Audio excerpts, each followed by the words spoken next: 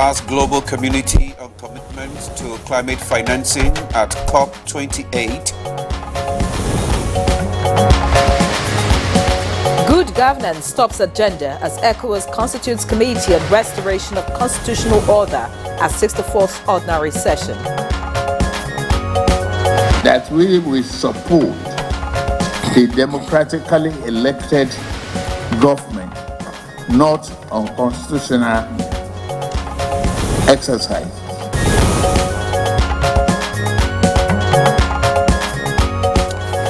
Zamfara State Police Command arrests 20-year-old female gun runner.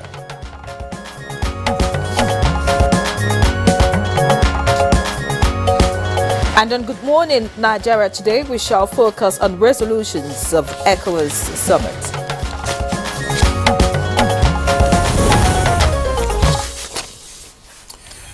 The last 3 years in Africa have been eventful, with military coups sweeping across the continent, especially in West Africa, Central Africa, and the Sahel region.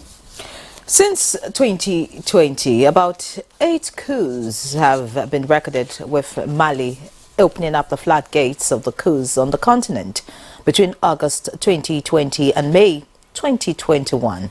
That country experienced 2 coups d'etats, making it 3 times the military has taken over in Mali in 10 years after 2012. That's true, Larry. Chad, Guinea, and Sudan were next in 2021, with the Guinean president Alpha Condé taken prisoner on September 5th by the military.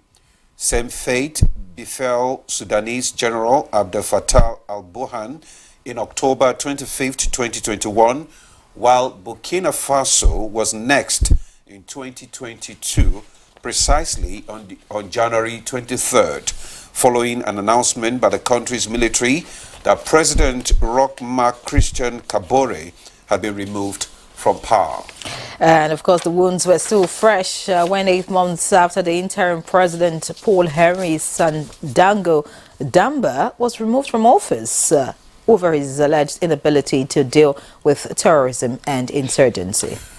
This year, 2023, the uranium-rich Niger got a fair share of the upheaval of military coups on July 26th, when the Presidential Guard Commander Abdurrahmani Tishani detained President Mohamed Bazoum and consequently assumed control of a new military junta in that country. The Economic Committee of West Africa States, headed by its chairman, Nigerian leader President Bola Ahmed Tinubu, swiftly took action after a series of consultations resulting in economic and financial sanctions imposed on Niger. So far in West Africa, there have been 6 successful coups and 2 attempted coups, while 4 out of 15 member countries of ECOWAS, including Mali, Burkina Faso, Niger and Guinea, have been suspended from the organization following the unconstitutional takeover by the military. Already, Mali, Burkina Faso and Niger have formed an alliance of Sahel states. Meanwhile, Gabon also joined the pattern of collapsing governments and mutiny in August by deposing President Ali Bongo, whose family had ruled the country for nearly 6 decades. Sierra Leone and Guinea-Bissau narrowly escaped a coup d'etat recently, with trails of deaths. Yeah, that's true. In the face of the current wave of military coups, especially in the West African region, ECOWAS Authority of Heads of State and Government held a high-powered regional gathering at the 64th Ordinary Session in Abuja, with President Tinubu advocating good governance to counter coups in West Africa. Indeed, Ademola, the ECOWAS was founded on fostering regional cooperation in 1975, but the plethora of coups leaves a sour taste in the mouth, with many doubting the efficacy of the regional bloc. Now, although political observers believe each coup is unique, many link their causes broadly to democratic deficits and the inability of elected governments to deliver freedom, security and development.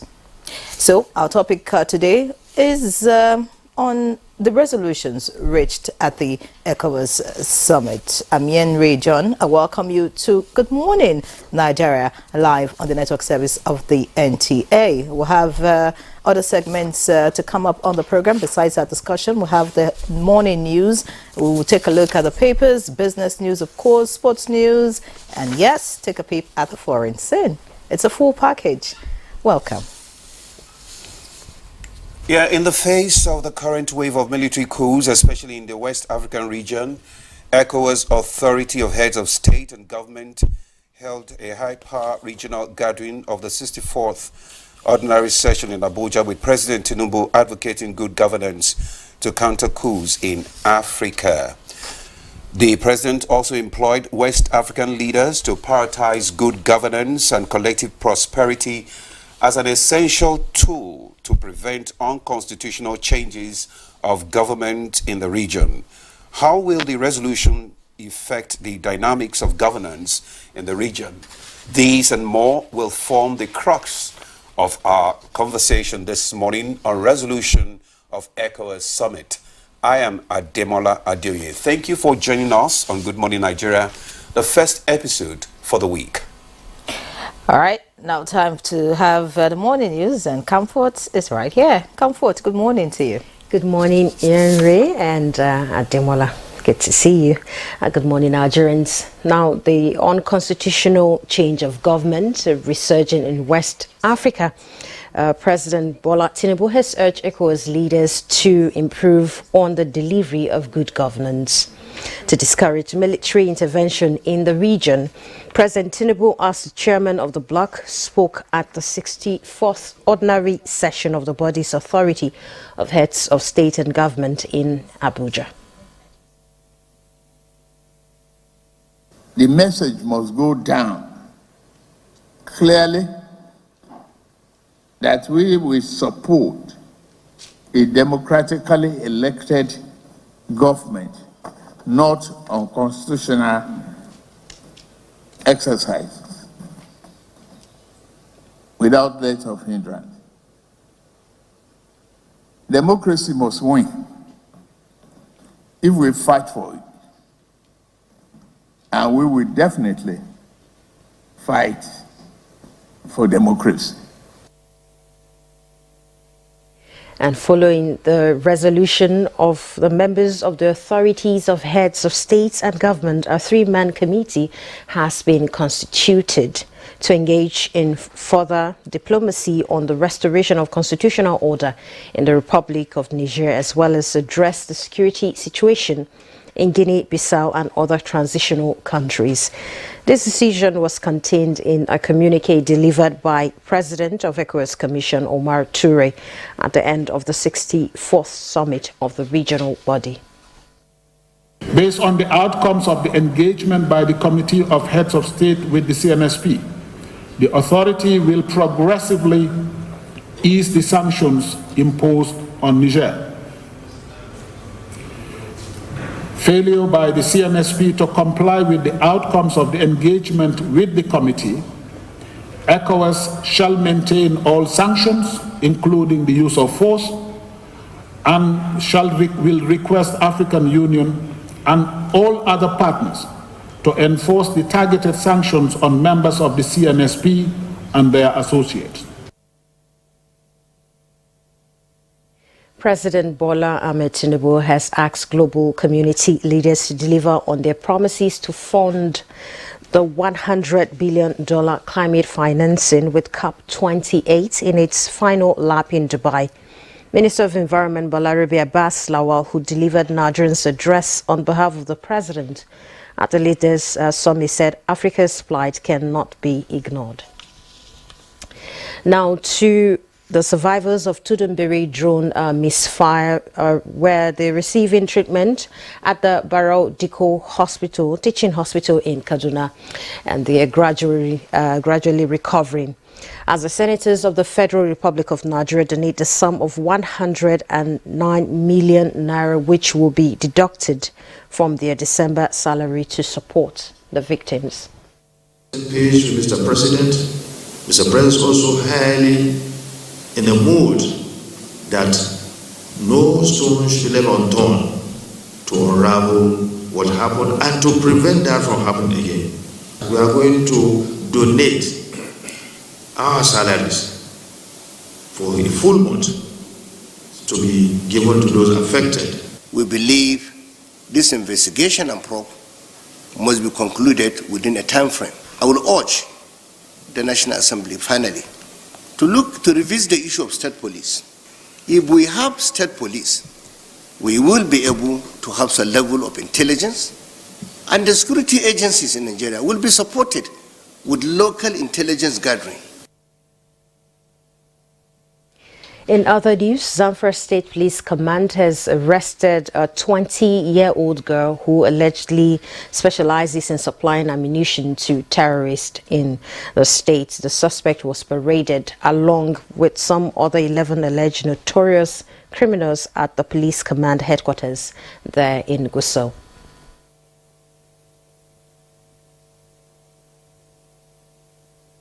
At one of the operations here in Gusau, we have arrested the gang leader. And he led us to arrest of about 10 other people from... The ammunition were concealed in a carton of biscuits. This is the first time I'm engaging in this crime and will be the last one. That's the highlight of the news. Stay tuned for more on Good Morning Nigeria with Yenri and Ademola after this break. You're welcome back. This is Good Morning Nigeria coming to you on the network service of the NTA. Trade promoters and development agencies reiterate commitments to position women-led businesses in the African Continental Free Trade Area under the framework of She Trades. Alika Opanachi-Arua reports on this and other business-related developments.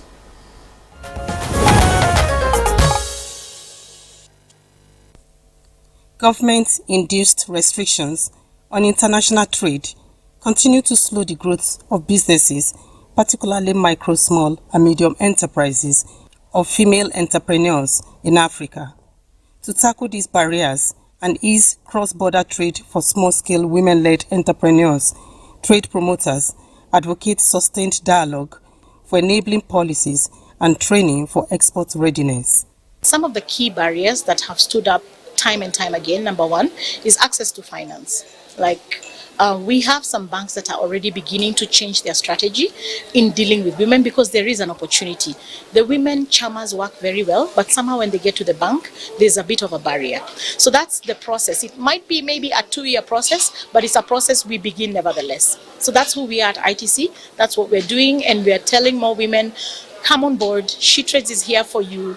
We are ready to support you and handhold you all the way to trade fairs, all the way to access private sector, become suppliers of private sector bodies, and also work with government to make sure that we create a leveling playing field for both men and women. Meanwhile, airfares are surging to an average of 100,000 per trip, hitting as much as 200,000 for economy class on local flights along the east and southern routes. Findings across airlines showed that the average fare of 70,000 for a 1-hour one-way flight in early October to December has increased to between 120,500 and 270,000, depending on the airline and the time of booking. A return trip ticket now sells between 350,000 and almost 500,000, subject to seat availability. Airfares are expected to triple ahead of the festive travels. With business news, Alika Opanachi-Arua. Many thanks, Alika, for the business package. Up next is newspaper review.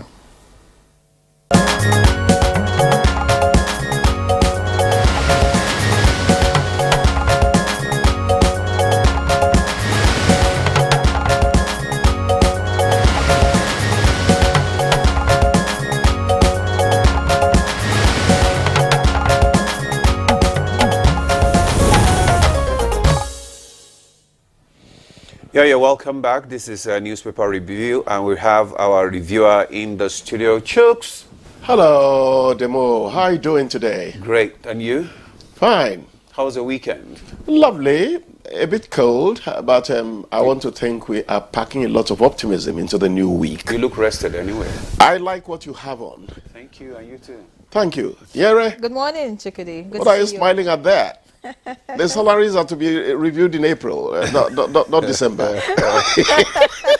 How are you doing? She's looking forward to the 11th, to the 13th month pay. Oh, that would be wonderful. Yeah. No, it's 35,000 naira. Oh, that one hasn't been paid. Exactly. It's okay, it's okay. That's it's what okay. I'm looking it's forward okay. to. Hope is more than even that which you possess in the immediate. Hope is everything. And the renewed hope agenda, of course, we hope will deliver. So let's deliver the papers to you this morning, and talking about the headlines on the front pages. We have the New Telegraph right here. I also have the Blueprint, but we'll begin with the New Telegraph. And the lead story here says, tempted coup. That's the kicker. ECOWAS orders deployment of security mission to Sierra Leone. Riders mandates revitalization of standby force to fight terrorism.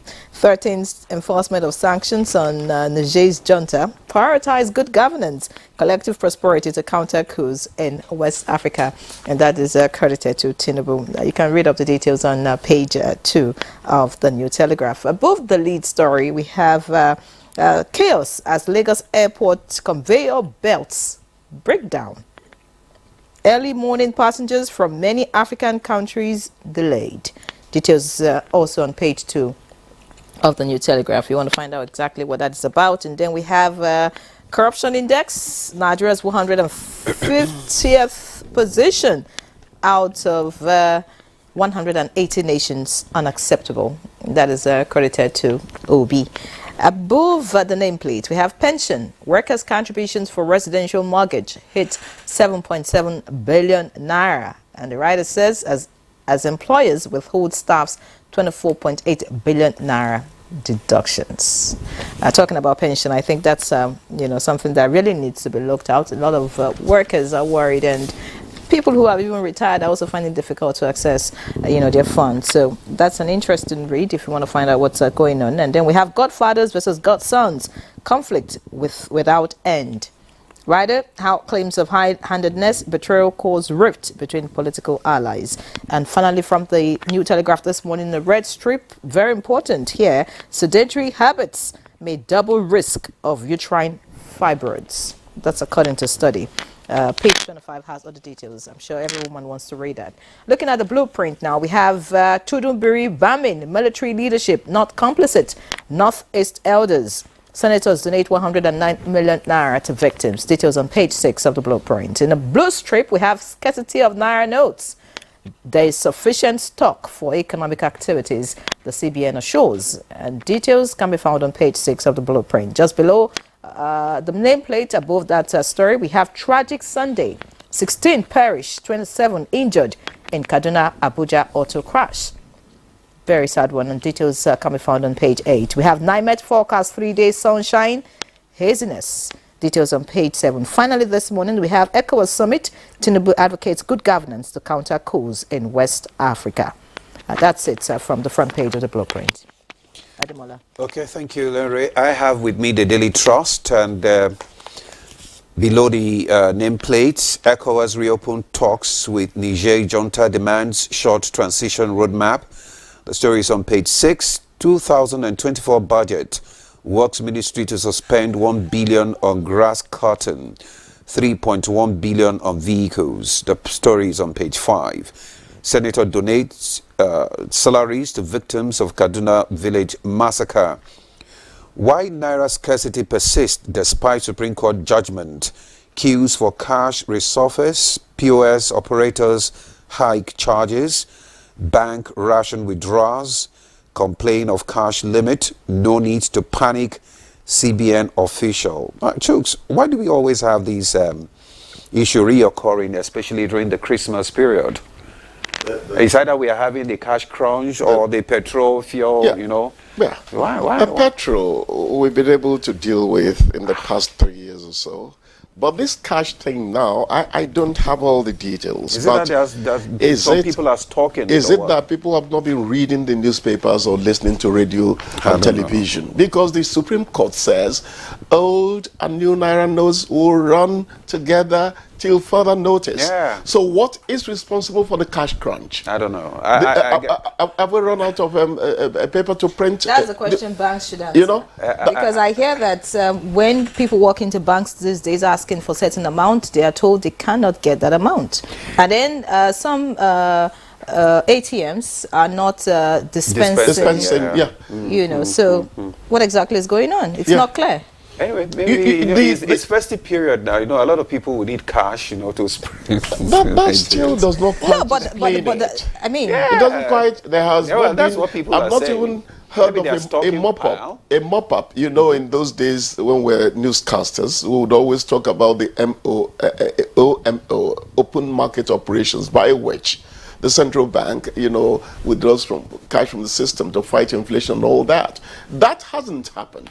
Yet you are having this cash crunch. So what is responsible for it? What I don't like in this country is why some ghost activities will happen when there is no reason for them to happen. I like the way you put it. And you can't explain it. Yeah.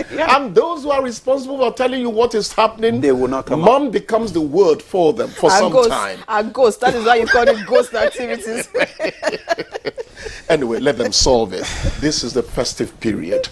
People need money. Yeah. I don't know about those who want to travel. I'm not traveling myself. You're not traveling? I can't afford it. Yes, I need other things to handle. By the way, did you hear the business report? Airfares are likely going to go up, of course, as we move closer to the festive period. It will go higher as the days get closer. Airfares will always go up. You know? As long as we are a consumer nation, we are not a producer nation, we export rather than, we import rather than export 3/4 of the time. Our money is not going to have a lot of value. So foreign exchange is going to be a big deal, you know, for Nigerians. Senators, there's a good one coming. Yes. We cannot keep on lambasting and insinuating and intoning and all that. The senators have donated their salaries to the Kaduna bombing victims. You know, that's 109 million naira. You know, we have 109 senators. Well, we have 350 House of Reps members. So that adds up. And I say it's a good gesture. It is. That should continue. They should continue to donate to other causes too. Yeah. People will tell you from the sidelines, 1 million naira, that's their salary. What happens after the 1 million naira? What about the allowances? I think that's the one, what is it? That is a difficult term. The Revenue Mobilization Allocation and Fiscal Commission. It's better for me to say it all than to say the short-term form of it. What they are in control of is probably the one we're hearing about. Okay. What people complain about concerning our lawmakers is the humongous allowances that go with it. But please, it's a wonderful gesture. It is. Let us not be cynical. We should commend them for that. It's a wonderful gesture. We should commend them and we want them to please keep on showing such examples. Honestly, and just imagine if they get to donate, like say 9 months out of 12 months in a year, for example, to different causes in the country. It will go a long way, really. It might look small. 9 months out of what? After the 12 months. They should donate their salaries. Yes, because they get other things in allowances, like you already mentioned. Look, these lawmakers. No, please. No, let's not trivialize it. These lawmakers do have. They do have things they need to. But you already mentioned that they get humongous amounts from allowances, which can take care of a lot of things. Yes. So I mean, if the salaries are going to, I mean, I'm just saying that Nigerians. I'm just saying Nigerians would applaud them and know that yes, they're being sacrificial to the betterment of our country. That's what I'm saying. Okay. Okay, the salary. Yes, the salary, not the allowances, not because they still get allowances. You are and leaving take care quite of them. a chunk for them still. Yes, of course, that's quite a chunk, and they can still take care of them. So that's what I'm just saying. So imagine if we say that our senators are not being paid, for example. All right, all they get is allowances. I think a lot of Nigerians would say thumbs up to them. That would be I'm just saying, maybe they can look into it. At Anyway, the this end is of the the start day, of it. what is very important to me is that they come clean on what they really get at the end of the day. Transparency is the forerunner of everything that spells, good governance. Don't keep people guessing. Sometimes we guess unfairly concerning the things happening about them. But the information is not coming out properly. Because we don't have the right information. Exactly. True, So that's So when there's maybe information vacuum, that's people will fill the vacuum with their whatever Jukes, fantasies. Today is CAF Awards in Morocco, and we are hoping that our man, Victor Osimhen, will win the CAF Awards after... we have not won it since. We have not won it since 1999. That's after Kanu Wako. Because football took a nosedive in this country. Demola, I'm sorry. Do you know that I'm not excited when the Super Eagles are going out to play anything? Because I was one of the people who would leave a Kewa campus, for Obwe Stadium. Yeah. I saw the likes of Okala beaten by Ogboy 3 times in one match. I saw the Boateng, who was the defender for, was it Bendel Insurance? We had a good time watching football, Nigeriana. Not anymore. But going back to what you just said, for crying out loud, if the Batman of Napoli, that's what I call him, does get it, I think he deserves it. He deserves it. That gangling striker is a pride to Africa, not just Nigeria. Just like late Rashidi Yekini, Finidi George. Yeah. Look, Debola, we had a good time. Those were players. Mathematical Odegbabi. How he calculated his... Oh, no. His trajectory was simply dumbfounding. And I was there, behaving like an excited cricket. Well, Chooks, thank you very much. You're thanking her into silence. I thought she wanted to say something. No, of course, you're talking football, and then I may not have so much to say, but maybe I should speak for the women in terms of this particular headline here. You're taking over from Claire. Speak for the women. Yes, there's this headline here that talks about sedentary habits may double risk of uterine fibroids. I think that women should look at this. Young girls should also look at this, because there's a report that more women, younger women, even those that are not yet having kids, fibroid is becoming a big issue for a lot of women, and it looks like our lifestyle is contributing to that health risk. I think it is. So, I think it is. And do you know that when people look at those who exercise on the axis where I live, they look at them strangely.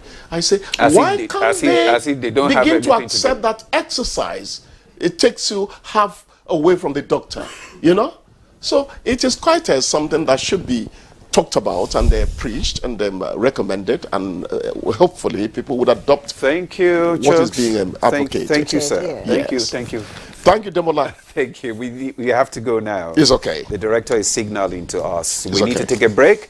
Good Morning Nigeria continues shortly. Stay with us. Good morning, Nigeria is live on the network service of the NTA. Before we kickstart our conversation, which is on resolutions of ECOWAS summit, let's take this background report put together by Abdusalam Jibril.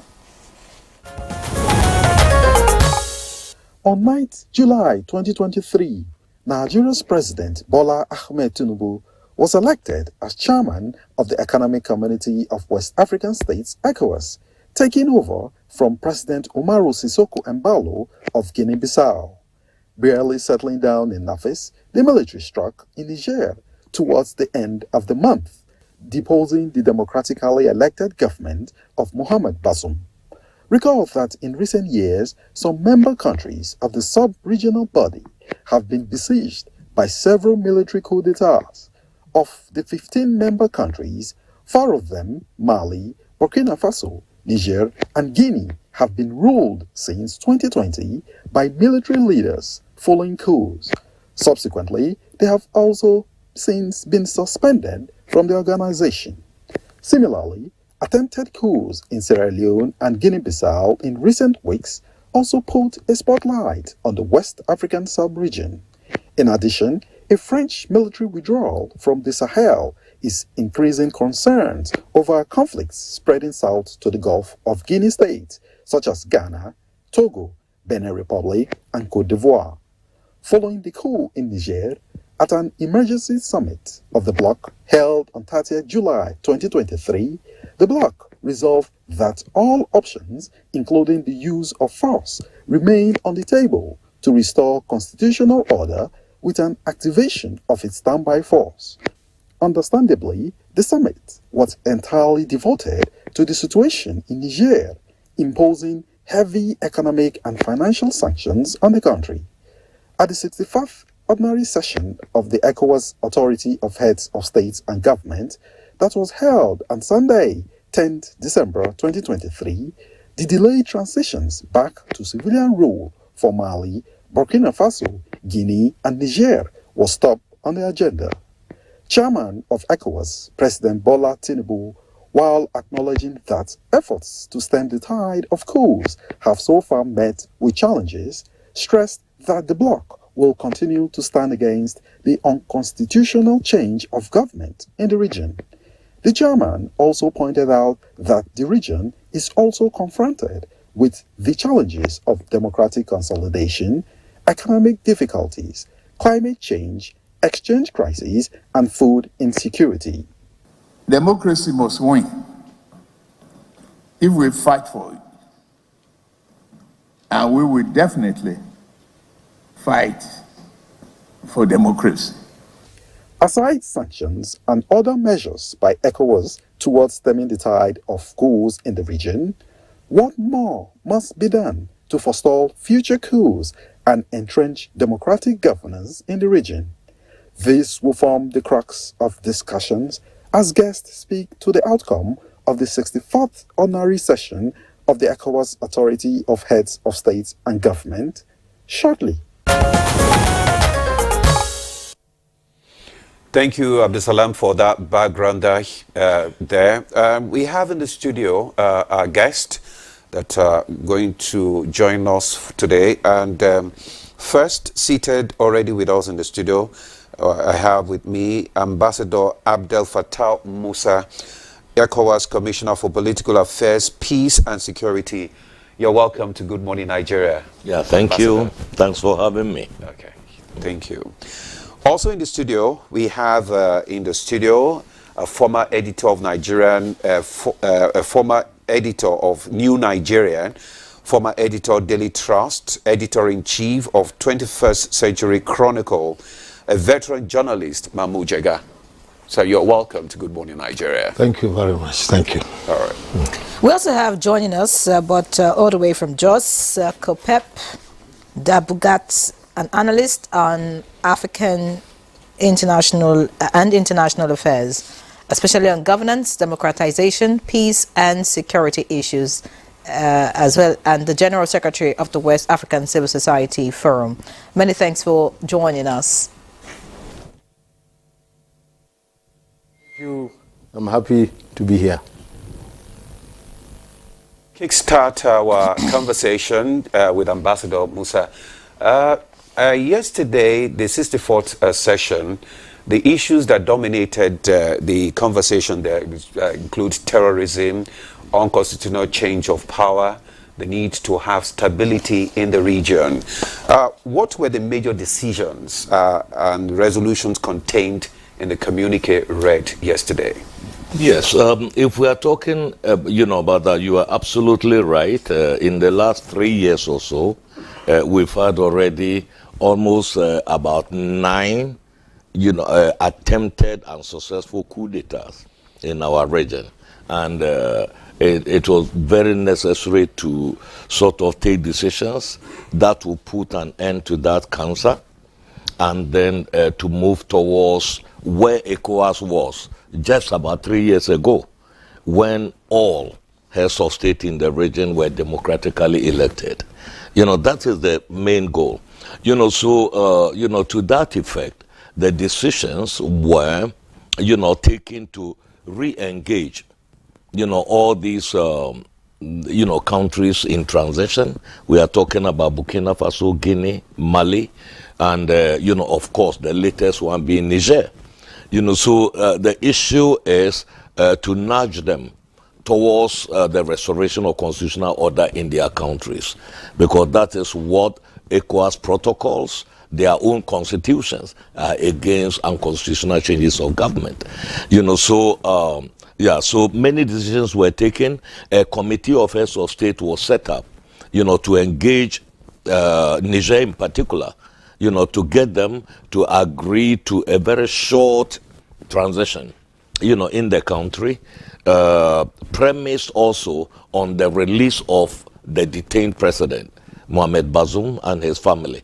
He has a very young son who, for almost since the coup, has not been able to go back to school, and he's been held with his father for no apparent reason, at all.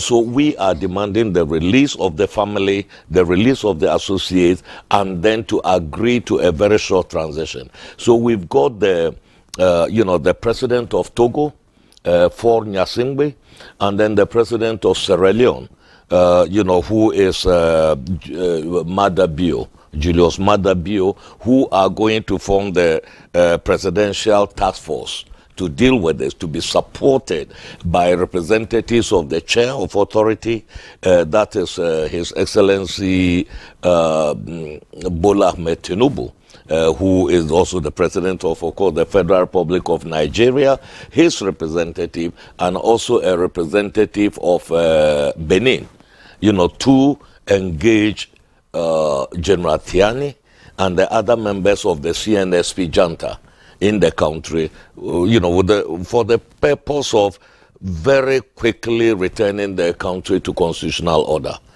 There is also another presidential troika that was set up in Guinea-Bissau. If you remember in July, that the peers of His Excellency Bola Ahmed Tinubu elected him as the chair.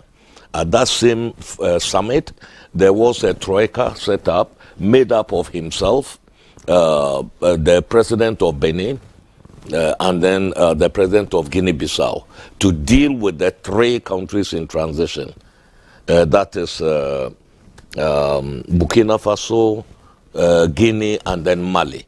And, things have stalled since then because all attention was diverted to what was happening in Niger. So it is to re-engage them.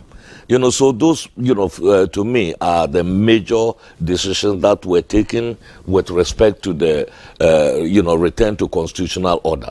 Of course, the other major preoccupation is the current asymmetric environment that we have, conflict environment characterized by terrorism and all that. So decisions were also taken, to face terrorism head on. And that is by activating the ECOWAS standby force in its kinetic mode in order to confront terrorism, mainly in the Sahel, region. So if I have to single out some of the key decisions, I'll talk about these three. Many thanks, Ambassador Abdel. Very interesting opening, of course, letting us know what the summit was about yesterday and the key resolutions reached. But, of course, a lot of Africans are worried, or maybe Nigerians, or if you like, West Africans are worried. While we're supposed to be having the ECOWAS summit, looking at how to improve the region and all of that, we're still talking about having constitutional governments in certain, parts of West Africa. And that's a big issue because, military coups have now registered themselves as the transitional bridge, in Africa, and it is worrisome. So I'd like to get to you, Mahmoud Jega.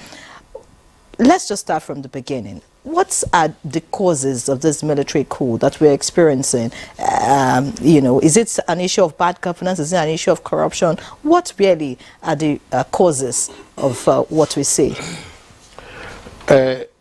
As Ambassador said, only 3 years ago, almost every government in West Africa was constitutional, or democratically elected.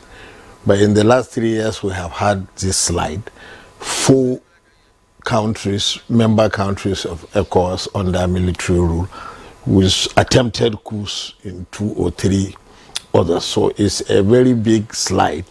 And for those of us who witnessed Africa's transition to democratic and constitutional rule in the last 30 years, it is a traumatic experience.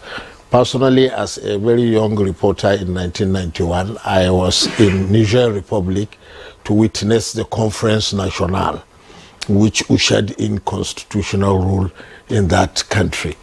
And it was very exciting to see that time everybody in Niger listening to radio and the conference taking place at the stadium, and it ended many years of military rule by Seni Kunche and the general that came after him. So gradually in Benin Republic they also had the same Conference Nationale, and in other West African countries they had democratic transitions like in Nigeria. Before, by the time we know it, every West African country was under democratic constitutional rule. And then in the recent years we are having all this slide. Now what caused it? Obviously there are factors that are general as well as specific to different countries. In every country there could be some specific reasons of internal schism that may have caused it. But President Tinubu, as the chairman of ECOWAS, when he was speaking at the summit yesterday, he emphasized that good governance is the #1 antidote to unconstitutional change of government. If rulers do not rule well, because democracy is not just getting elected. It doesn't mean because you are elected then you go and do anything that you want. I mean, there are still many things in the ECOWAS and the AU protocol, peer review and everything that establish the basis for constitutional and good constitutional rule and good governance. And if we adhere to that, we are not saying there wouldn't be some adventurers. It always happens. There may be 1 or 2 adventurers in some countries where even if you have good governance, some young military officers may still want to, but we would have minimized it.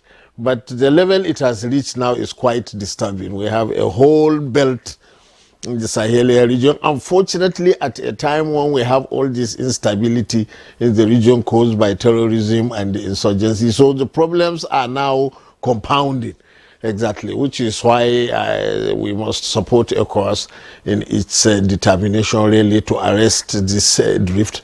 But collectively also we have to put our finger on it, exactly what is causing this, and address it collectively. And the good governance aspect that President Tinubu talked about yesterday is certainly central to it. There are other things, but that's one of the aspects. Okay, thank you very much, Jaga, for that, for your thoughts there. The need for West African countries, especially, to have good governance, the governments in power, and also to combat terrorism in the region is also very vital. Let's bring in COPEP into the discussion right now. We are looking at the level of diplomacy that will be needed, to restore the constitutional order in Niger. How do you think this can be achieved? Thank you very much. I would like to start by commending the outcomes of the ECOWAS summit held yesterday. I think ahead of the summit, we, as civil society, sent in a few recommendations, and we see the decisions taken at this summit having captured some of these thoughts into consideration. That's one, the issues of the sanctions being very strong on the citizens, further exacerbating a humanitarian condition that was there, further deepening poverty, further deepening hardship for the citizens. So we had asked for the ECOWAS to consider easing the sanctions. But of course, there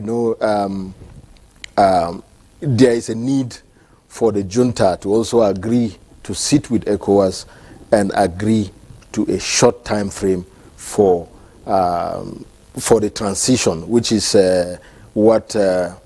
Abdul Fattah Musa has actually highlighted. I think the way the decisions have come out are along the right path, and I think we are satisfied with it as civil society. However, we feel also that there is a deeper conversation that needs to happen. First of all, the conversation about what is the state of democracy, what is the state of good governance across the region. I mean, we've seen of recent a lot of the coup d'etats that have happened. We see the citizens coming out on the streets, jubilating and commending. That shows that there is a failure of the political elite to guarantee, the people's aspirations. Not necessarily that the people don't like democracy, but it's what we call democratic backsliding, seeing that democracy is not working, for the interests and aspirations of the people. So the deeper conversation has to be about how, as ECOWAS, the interests of the people are taken into account. And of course, I think ECOWAS already has that plan in place. It has what it calls the ECOWAS Vision 2050, which is supposed to now move the focus of ECOWAS interventions and activities towards addressing the aspirations of citizens and towards being built based on the needs and the demands of the citizens. So that is the conversation. That is where we need to have the conversation. And any process that does not anchor these kinds of conversations does not help. And that draws me also back to our letters to ECOWAS, requesting that particularly, even if the sanctions can stay in place, there should be an easing up on the economic sanctions, specifically as an act of faith, so as to get the military junta back to the negotiation table. And I think we are already on track with the mediation team put together by ECOWAS at the summit, and also with a very clear condition that it's important, first of all, to agree to that short transition. Second of all, to release the president, the former president, or the ousted president by the coup. So, yes, perhaps also another level of conversation that needs to be held is at the level of constitutionalism. To what extent are our leaders respecting the values of the constitutions of their countries? I think we need, as ECOWAS, to have a very clear criteria for ensuring constitutionalism, a balance in that constitutionalism versus the power of the president or the head of state, like we have seen perhaps in Guinea-Bissau of recent, where there was an announcement of a coup, and then the president used his own power to dissolve the rightfully constituted parliament, to also appoint himself as the Minister for Defense and Interior, and to also, replace heads of media stations with military personnel. So that actually erodes the space for the citizens' aspirations to come out strongly in the national discourse. So, yes, it is important to deal with peace and security issues. It is important to deal with the democratization challenge. It is important to deal with issues of constitutionalism, but also it is very important that citizens have their say. Citizens are at the center of whatever policies we drive in our countries. And I think such an approach can best provide a smooth path for Niger to transition back to democratization. Thank you.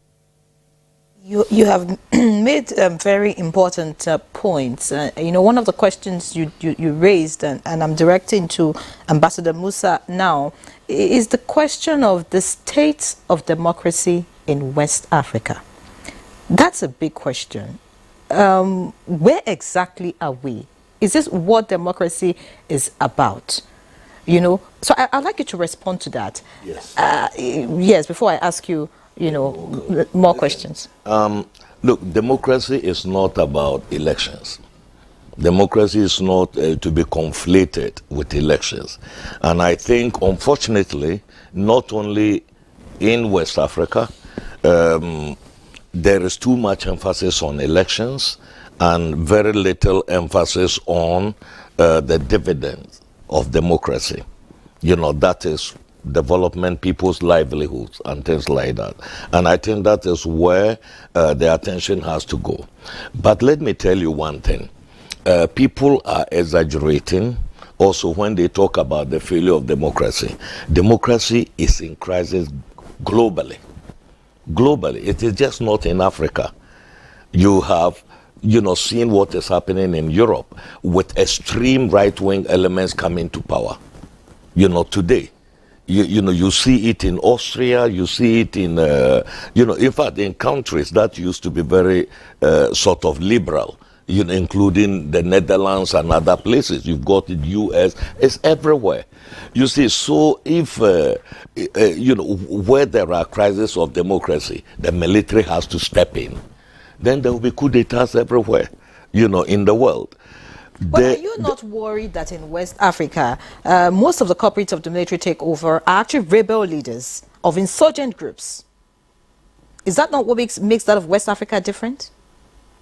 Can you come again? The culprits of the military takeovers, in West Africa, yes. Most of them are rebel leaders of insurgent groups. Insurgency? Yes. Well, you are talking about terrorism. You are talking about insurgency. Yes, the terrorism precisely. So that is an exacerbating factor. All right, in it. If you look at it, Professor Mahmoud Jega was talking about the Sahel belt. If you look at where most of the coups have occurred, from the extreme end of West Africa, okay, that you are talking about Guinea, all the way to the Red Sea. There are peculiarities. It is just not about governance. It is also about so many factors. Climate change, geostrategic interests, geopolitical games and other things that have infested that area. I am not discounting the issue of what is the bad governance, which is the governance deficits, like have been said, are a major cause of what is happening. And the summit actually decided that ECOWAS should undertake deep reflection on the relationships between electoral processes, democracy development, and which we are going to take on as we go forward. But let's look at the other side of the coin, right? People should look at what ECOWAS is. ECOWAS is against military takeover. Why?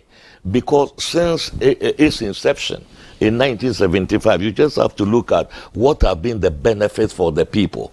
At times, people do not realize that. Those problems. That is why they will go for extreme measures, right? Today, as we speak, there are about 5 million to 7 million people in these countries impacted by coups, all living in countries like Cote d'Ivoire, Ghana, Nigeria, and other places. This is one thing. If you go to the streets of West Africa today, a lot of the children, single mothers and others, sort of begging in the streets and other things, are from Niger and other places. Why are they allowed in those countries? Because of free movement. And free movement was one of the main achievements where people don't even think of visa. When you are traveling from one country, people take it for granted. There are challenges with non-tariff barriers to free movement in the region. But the fact that you can just get up in one country and move to the other as if there is no border, all right, people should think about it. And so self-isolation is not the best for anybody at all. These countries, Sahelian countries, are very challenged. In terms of development. In fact, most of the countries in the Sahel are at the bottom of the United Nations Human Development Index. And they need an integrated West Africa to be able to survive, as nation states and others within, that environment, which is very important. And ECOWAS does a lot in that direction. So when we are talking about dialogue with Niger, dialogue with Burkina and others, we point to the other side of it. Can you imagine that these countries are saying that they are forming an alliance? Yes. How do you address that alliance? Precisely. ECOWAS is against all sorts of alliances that undermine the unity and integrity of the region, right? And these are also instrumentalized at times from outside. We have seen the foreign forces in those countries, just trying to counter with fake news, with disinformation, misinformation, trying to get them further and further into self-isolation. We are against that. But the thing is that it is their choice. But the thing is, if tomorrow these countries decide that, okay, we are going it on our own, and then the other countries say that, okay, your nationals should go back. All of them should go back to the country. You will see what the impact will be on already a very fragile, environment in those countries. So I think we have to show them the other picture of what is happening. So that is the situation. So I don't think... Talking about showing them the other picture and the fact that the ECOWAS is against the military takeover, is the ECOWAS against bad governance, like you have already rightly stated, as the main cause of these takeovers? Because, like he said, most people of these countries are excited about the military takeovers because they have suffered so much in the hands of democratically elected leaders. So what is ECOWAS doing? Because the truth is there are still more countries in West Africa that have democracy at the moment that are thinking otherwise. So what is ECOWAS doing, in solving the main cause of this problem? That is promoting good governance. Exactly. I have already mentioned, the fact that ECOWAS is undergoing very deep reflection on the quality of our democracy, in the region, about how do you bring about inclusivity, how do you bring about accountable governance, and then, what have you. These are issues that we have to, deal with, very, critically as we move, forward. So that when you talk, exactly about bad governance, and I just heard, recently that people are jubilating in the street because of military takeovers and others. Let me tell you one thing. About 30, up till about 1990, right? There was only one democratically elected president handing over to another on this continent. Since 1990, we have had 31 alternations of power, peaceful ones. If people do not see that as progress of democracy, then I don't see what it is. I understand young people jumping to the, in support of military adventurers. But let me tell you one thing. Those who lived under military regimes, right, know exactly what they are. And so the young people today, most of them, constituting over 60% of our population in the region, don't know what it feels like. We're born less than... But they know what it feels like to be under a sit-tight leader. And what is ECOWAS doing in that regard? To be under? A sit-tight leader. There are some countries where you have families running the country for decades. Yeah, okay. So maybe that is why they're seeking an alternative. In West Africa, you can... maybe one country, maybe two countries. In which country are families in West Africa running governments for several decades? You are talking about probably Central Africa and not West Africa. About families running countries? I've not heard it. Maybe one country or anything like that. That is what you will see. But people have lived under military regime. These young people, they have never experienced military regimes. Let me tell you one thing. In Burkina Faso today, right, civil society elements, politicians who criticize the handling of the economy by the military, by the way, and then the security issue, you know what? They round them up in the streets and then give them training for 2 days and tell them, since you say we are not fighting the terror, you go to the front. There are people, gatherings are banned in the country. You see, the military always has a very short-term agenda. When that finishes, then repression, follows. This is what we've seen with all military regimes on the continent. Young people have not experienced it, so they feel military coups, are romantic, that kind of thing. But the reality, we have had a whole dossier of civil society organizations and others in Niger complaining to ECOWAS about suppression of basic freedoms. You see, this is the dividend of democracy. People should not just look at what is the development, employment and other things. That comes, with time. Okay. Africa's democracy is just one generation old. One generation, 30 years. There are societies that have gone through this liberal democracy for centuries, and still it is work in progress. Okay. Thank you very much. So this is what, I would say people should look at the brighter side of it, rather than, just giving, justification for military coups. Okay. Because they are not an alternative. Okay. Thank you very much, Ambassador, for that, your thoughts there. People should look at the brighter side instead of concentrating on the negative side to justify their action. We're still looking at the ways in which we can consolidate, democracy and ensure stability in the region. Mahmoud Jega, what are the steps that you think ECOWAS need to take to further consolidate democracy like we have in Nigeria and some other countries, So what are the necessary steps? Then again, I want to ask, when the resolution yesterday said they were going to ease the sanctions on Niger, what do they mean by that? What are they easing? What are the sanctions that they're going to, lay low on?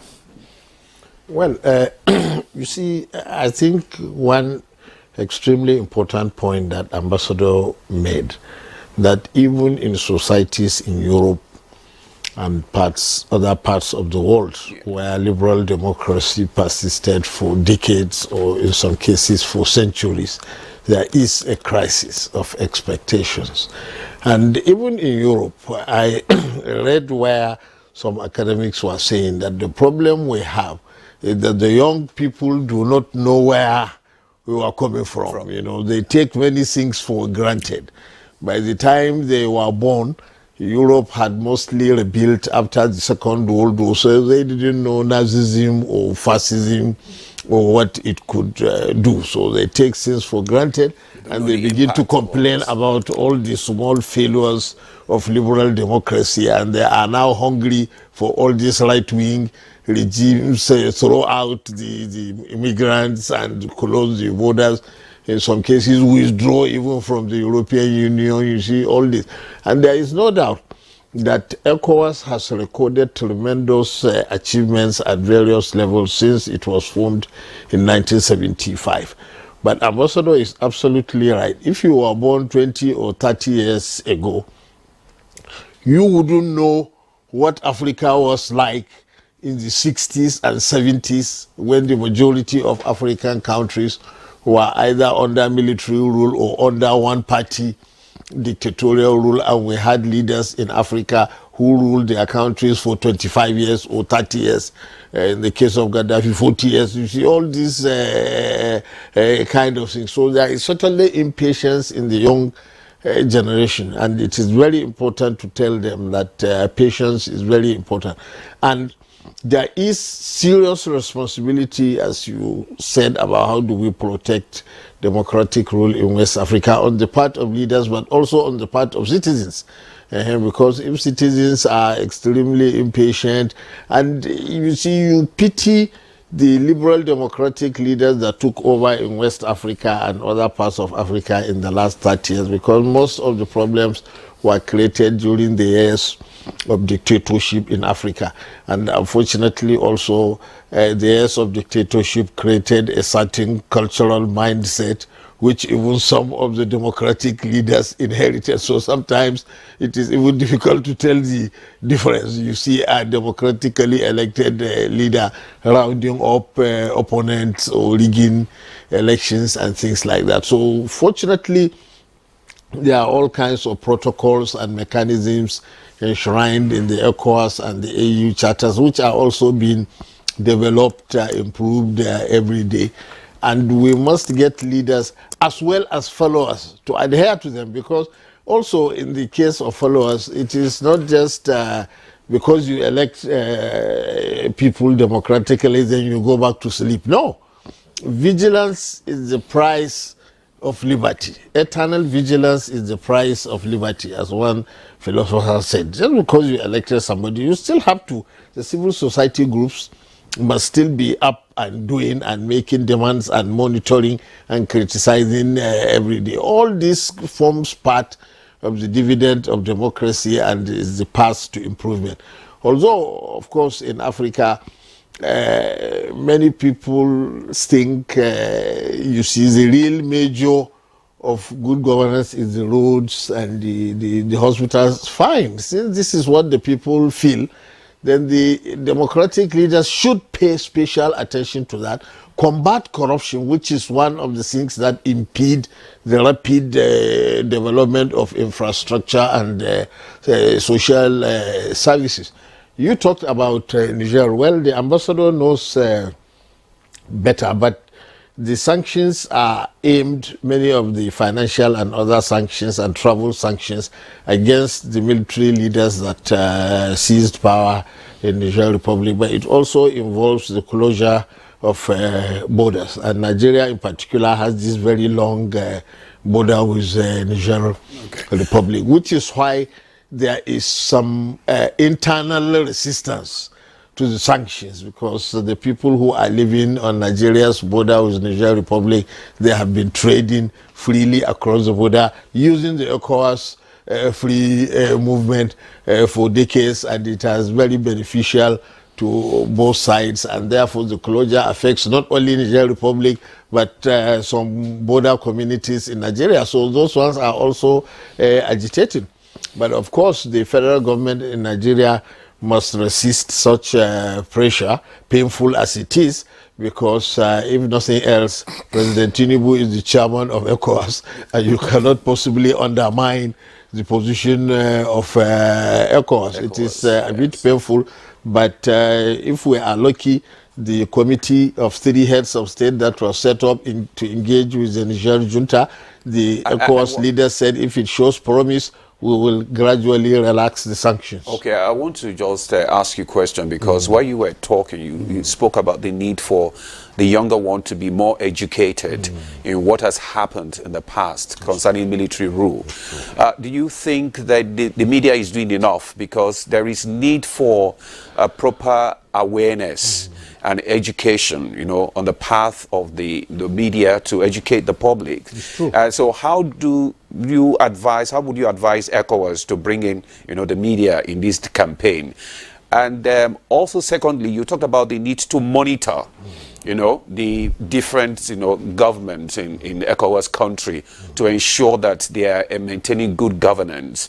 Some people have campaigned for the need for the ECOWAS itself to have a monitoring unit. Do they actually, would you support that?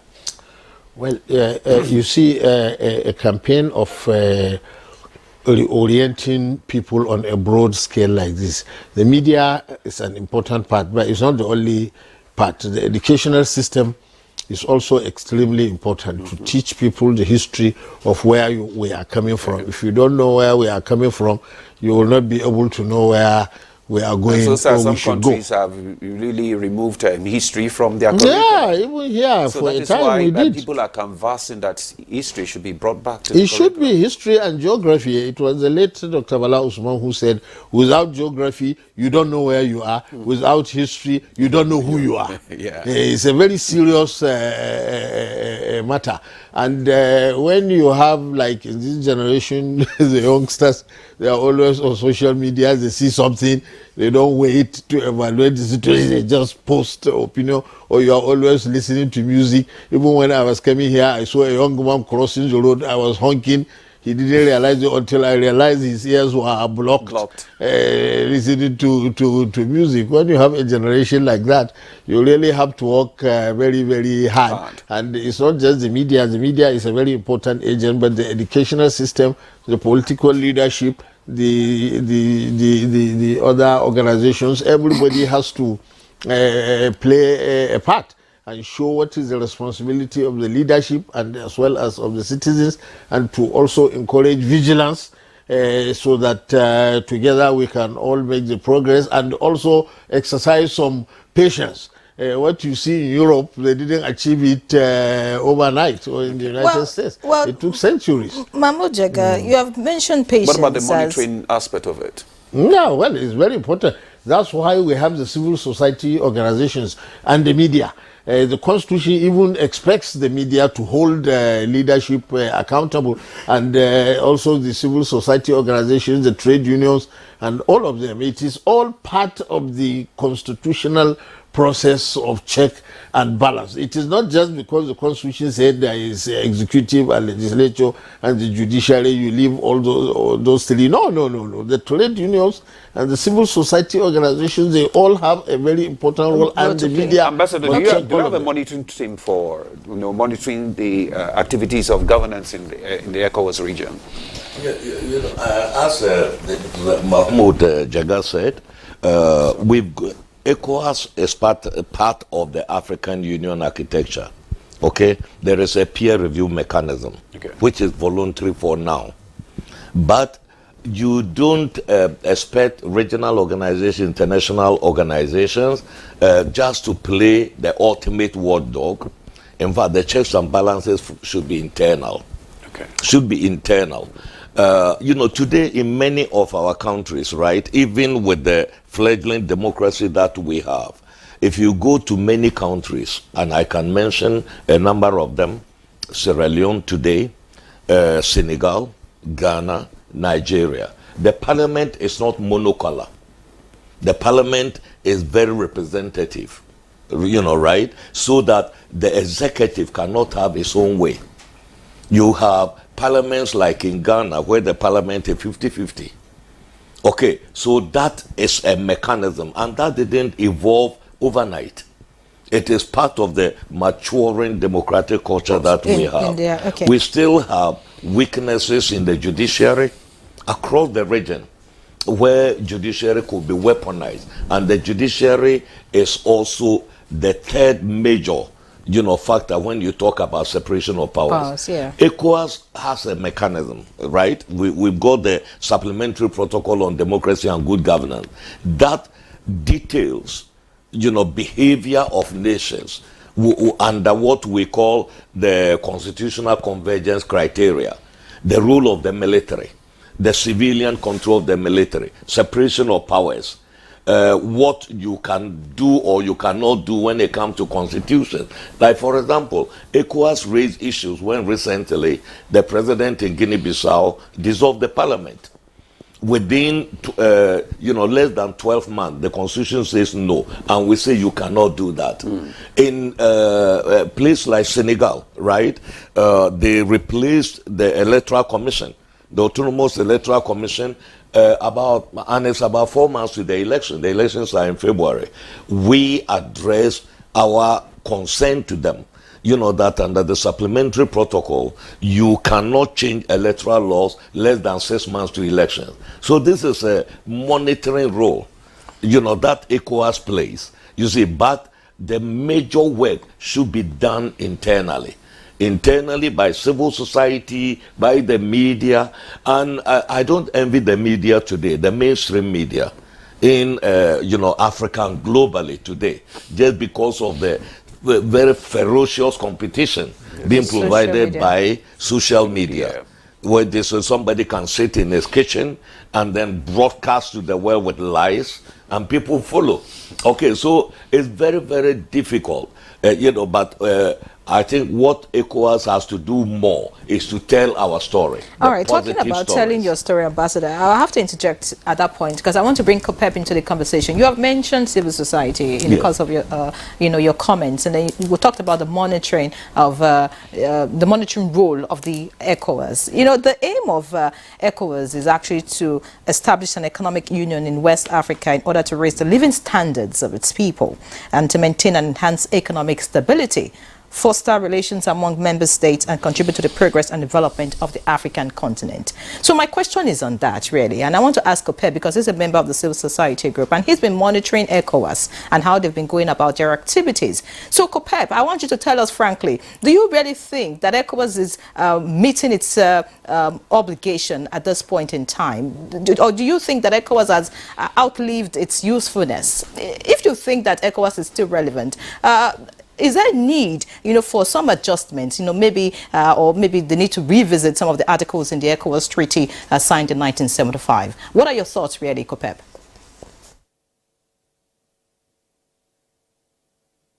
For this question, sitting across from Commissioner, he has been in the game for a very long time. So from our angle as civil society, there is no option but to commend the ECOWAS, the efforts that ECOWAS has put in place. Looking at Africa, even to some extent across the entire global south, you see that ECOWAS keeps setting the pace in regional integration. A lot of the things, the frameworks being implemented at the African Union level in other regional economic communities have been actually pioneered by ECOWAS. So for me, I would say even the West African Civil Society Forum, which is a platform for engaging civil society, between civil society and ECOWAS, was one of the first of its kind globally. So these all have stimulated a lot of developments across, not just in West Africa, but across Africa and across the global south. So yes, ECOWAS is actually doing very, very good by our own standards. Of course, there is always room for a lot of improvement. You talked about the monitoring mechanism. I would say beyond just the monitoring of implementation of the protocols by some of the directorates and departments of ECOWAS. ECOWAS has what it calls the ECOWAS Early Warning System, which is a system that monitors indicators around different issues involved in the development of the West African region. And that by far is, the standard being set for Africa. And they have all sorts of indicators from issues of terrorism, issues of general peace and security, issues of governance, issues of constitutionalism, humanitarian challenge, and all that. So yes, ECOWAS is doing a very, very good job at the moment. Listening to your response to that question, I'm just wondering if it's because Ambassador is here. Because looking at all the issues, yes, let's be realistic. No, looking at all the issues that we have talked about, happening, in West Africa, the issues are just countless. So of course it brings to question whether the body ECOWAS is actually being firm in delivering its mandate to the people of this region. But we'll continue the conversation in this line and how ECOWAS can do better, just so that we can have a better region. So we'll take a break now. When we come back, the conversation continues. Stay with us. The new Milo 3-in-1 Milky and Creamy is truly milky and contains calcium, No need to add milk for that rich, creamy cup, which helps to nourish and energize your kids. Something new is about to hit your imagination of TV. A brand new sundial with StarTime's inbuilt technology. New TV innovation with an inbuilt decoder that connects you to both StarTime's antenna and satellite signal. StarTimes Sundial TV, you can enjoy over 300 local and international channels, 1 month StarTimes highest bouquet for free, automatic system update. More benefits, more affordable. StarTimes Sundial TV is available in all StarTimes branches and dealers countrywide. StarTimes Inside, entertainment inbuilt. The counsel of our fathers. My advice to these young people is please do not take us back to those harrowing days.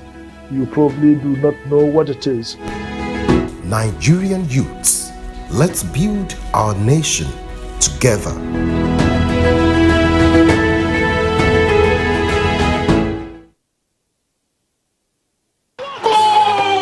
Watch football. I won't watch my own shows. Who go agree for who? Because of GoTV Stream, we know they find for remote again, no? GoTV Stream don't bring correct peace of mind.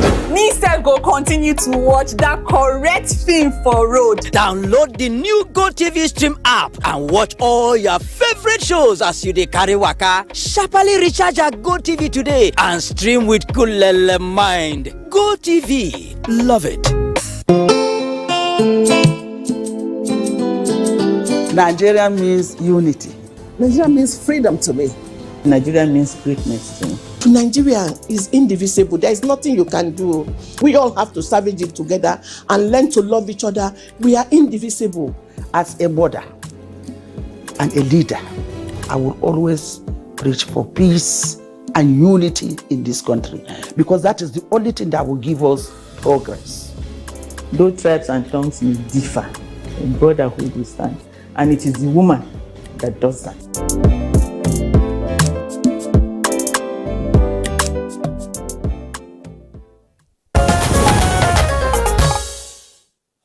All right, welcome back. It's still Good Morning Nigeria live on the network service of the NTA, and our conversation is still on the resolutions of the ECOWAS summit. Before we went on that break, I asked Kopef a question about the ECOWAS, and he was being cautious in answering my question. But unfortunately, we do not see member countries of ECOWAS being cautious in taking certain decisions. Like maybe ECOWAS is not, playing the role it should play. Some countries, let's just look at, for example, even when they air, some of the sanctions that ECOWAS, sends to those countries or, impose on them, do they really work? Do they really abide by them? If you want to talk about, talking about, restoring the region back, to its rightful place, would you say, yes, I put the question back to you, Ambassador. You know the reality on ground. Mm-hmm. And then you have mentioned the countries that have erred in terms of, military takeovers and all of that. And ECOWAS has come out with sanctions, but they don't seem to be moving a muscle about it.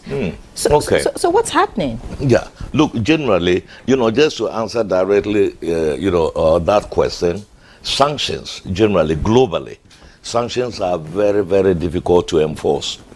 In fact, today, Russia is the most sanctioned country in the world, and it is still surviving. Mm-hmm. Why it is surviving is because it has got alternative relationships, and it is endowed with, one of the richest countries that you can think of in the world. Yeah. In an integrated region like West Africa, sanctions really bite. Today, the government in Niger can hardly pay salaries. They are not. People are already very restless. Prices of basic commodities have shot up 3 times, 5 times in the country. People are trying to raid the banks because they want to go and remove their money before everything becomes useless and things like that. We are saying that ECOWAS is not there to punish the populations. It is to put pressure on the regime to listen to reason, to the voices of their people, the silent majority, who want democracy in the country. ECOWAS does a lot of monitoring. People have talked about the early warning and others. Listen, I have already been to almost all the elections in the region this year, and we do it almost every year. ECOWAS spends not less than about $1 million for smaller countries even, right? Just to make sure that the electoral management bodies, the security, media, and others are up to task. We carry media houses with us to elections in the region, just to monitor and then set examples to the others. Because, in fact, it is when you want a culture to take root, it is about peer learning, best practices, and other things, and we are promoting it. Okay, on the economic side, people talk like there is no development, there is nothing. Look, just recently, the president of the commission opened the electricity distribution, center in Cotonou, which is for the region, for the West African countries, those that have excess electricity, to be able to sell it to the others within the framework of ECOWAS. And that, helps a lot. We've got the West Africa gas pipeline in the region. We do a lot of humanitarian intervention. In fact, ECOWAS has spent, up to about 5 million trying to even help the countries under sanctions to fight terrorism. Okay. In order to buy equipment and others. Ambassador, let me just interject there. That brings me to the next question I want to ask, so that we can move to other issues, like mobilizing resources to fight terrorism. Yes. Which was also a very vital point that was raised at the resolution yesterday, that the leaders instructed the commission to convene a meeting of ministers of finance and defense to agree on modalities for mobilizing internal financial, human, and material resources to support the deployment of regional counterterrorism force. Now, my question is, how will the standby force for counterterrorism operations be activated? How will it be activated? We've already started and what resources will be allocated? Yes, we've already started the activation of the force. The chiefs of defense staff in the region, they all meet. They've already met severally. And we were on the cusp of convening the meeting of the ministers of finance and defense when the coup occurred in Niger on the 26th of of July. It was the ECOWAS summit in Bissau in July that called for the urgent activation, the calling of the ministers to meet. So we are reactivating that, because now that we are moving on. Look, the issue is the region is not short of human resources. All the United Nations peacekeeping missions, like MINUSMA, which is drawing down, about 70% of the, about the 15,000 troops in MINUSMA are from West Africa. They are from West Africa. So we've got the human resources. It is about contingency-owned equipment.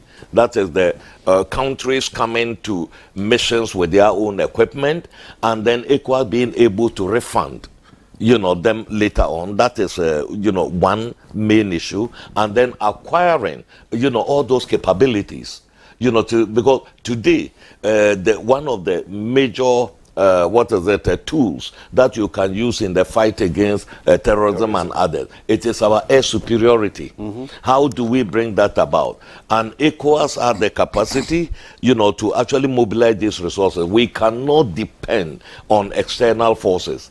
Because let me tell you, the foreign forces have been in the region, since 2013, in Mali, in the Sahel, and others. And terrorism is cascading, already moving towards the coastal countries. That tells you something. That is the aim, actually, to destroy the terrorists, to degrade them, and other things, or just containing the situation. This is the question people have to ask themselves. For you to be able to fight, it is our own capacity. Look, Africa has succeeded in degrading Al-Shabaab in Somalia. The core of the force is African. recently, Mozambique was all over the airwaves about another Al-Shabaab terrorism there. Rwanda and the SADC region went there, and today nobody hears about them in Mozambique. And this is where ECOWAS is the one that gave examples. And Nigeria was a key leader in the fight, to end the civil wars in Liberia, in Sierra Leone, and others. This is something that ECOWAS has given to the rest of the continent. And we just want to rekindle that spirit, today.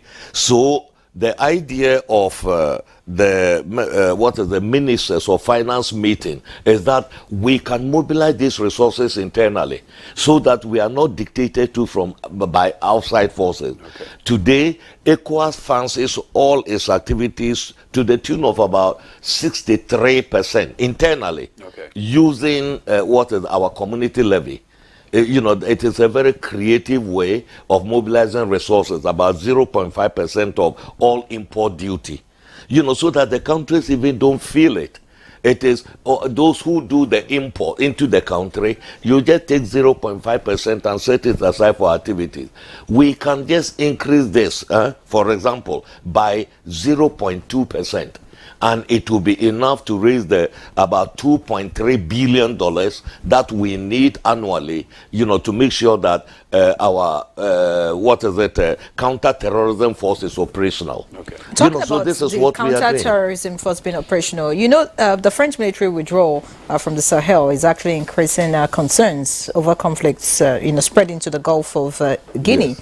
The Gulf of Guinea states such as Ghana, Togo, Benin, and Cote d'Ivoire.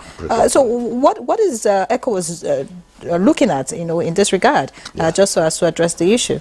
Precisely. You see, that is why I say that even though these countries in the Sahel are under sanctions, we have a collaboration with them on the issues of security with them.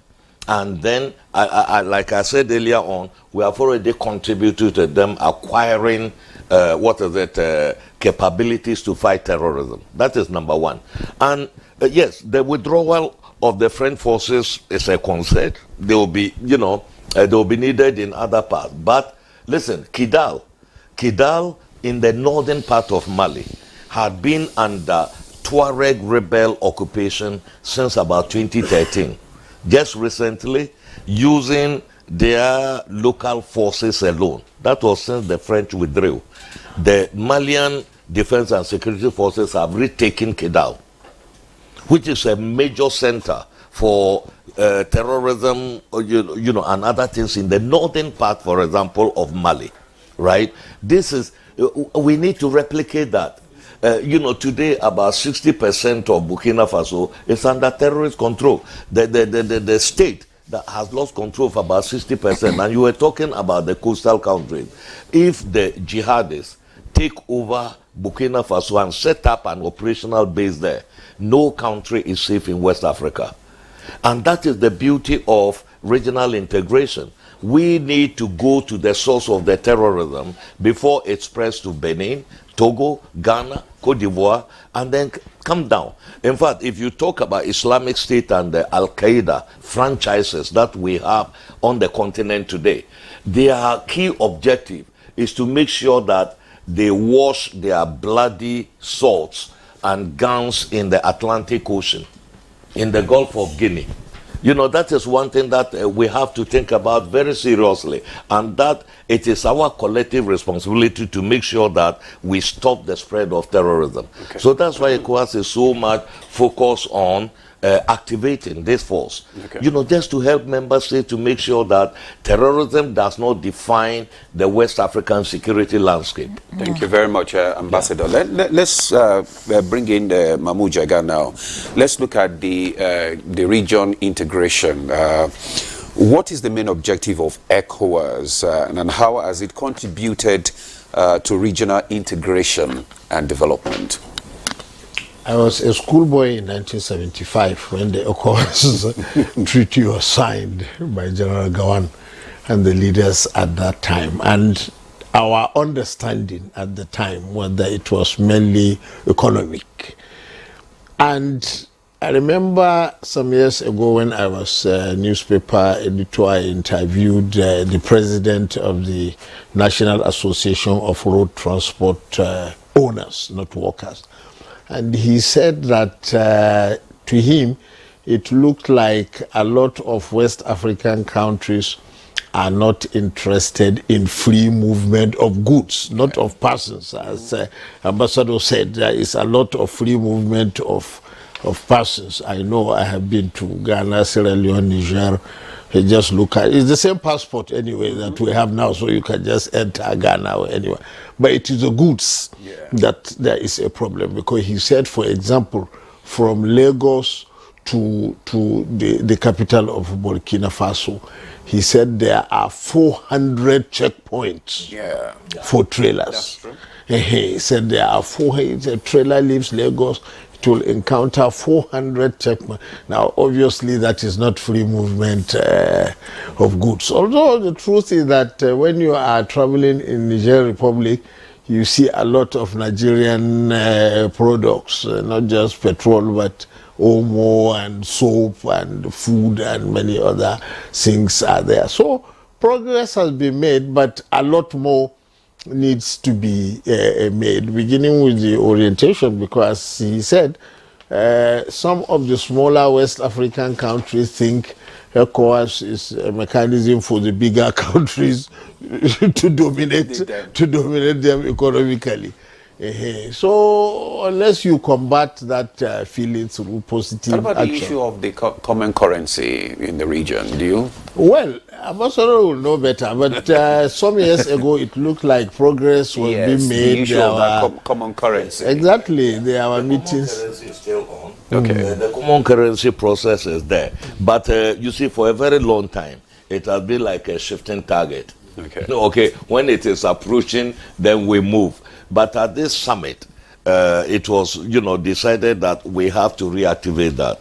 There are champions in West Africa, some of the heads of state, who are supposed to lead that process, and one of them is the president of Ghana. Okay. The champions on the single currency, the ECO. And it's a very important question. In fact, to take advantage of intra-African trade in West Africa, which is at the moment just at the level of about 10 to 12%. Most of our country trade with the outside world and not among ourselves. The single currency is a major factor in trying to bring that about, and that's why we have to do it. And then to take advantage of the newly agreed African Continental Free Trade Area, which extend to the other places. But I just wanted to mention another area, that people do not think about easily when you are talking about regional integration. It's about maritime security. Oh, yeah. Maritime security in West Africa, the Gulf of Guinea. You see, Nigeria's maritime domain, piracy, oil bunkering, and other things have come down a lot. You can thank the Nigerian Navy and others for the enhanced patrols in the place that have brought down piracy year on year, in the place. But ECOWAS is in the process of setting up maritime coordination centers. One is in Cotonou, one is in Accra, the regional center is in Abuja, and then we've got another in Praia.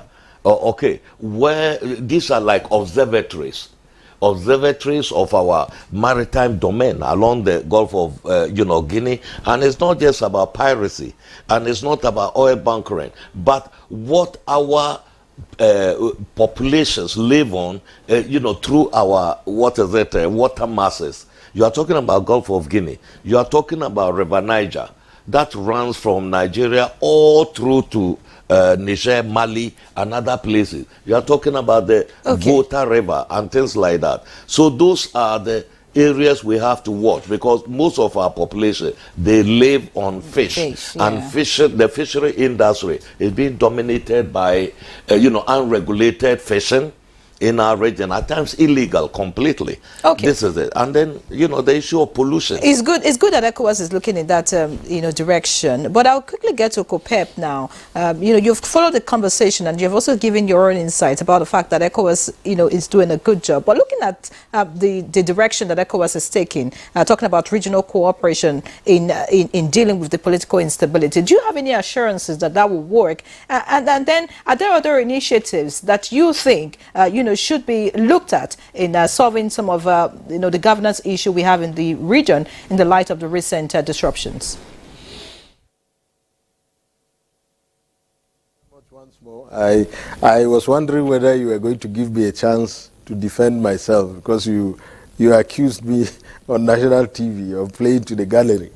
But yes, I think first of all we have to appreciate this issue as a regional compact. What do I mean? I mean that the West African region is a region with a lot of problems. I mean, despite the fact that I said ECOWAS is doing a good job, at the same time there are ECOWAS faces a lot of challenges. Security challenges are on several fronts. Internally, from the Sahelian region, also from the maritime region. And also, West Africa is the most diverse, region across the entire Africa. So it's not really an easy job. Coming back to the issue of democratization and the measures put in place, yes, it is a work in progress. I mean, even we within civil society are suffering, the effects of this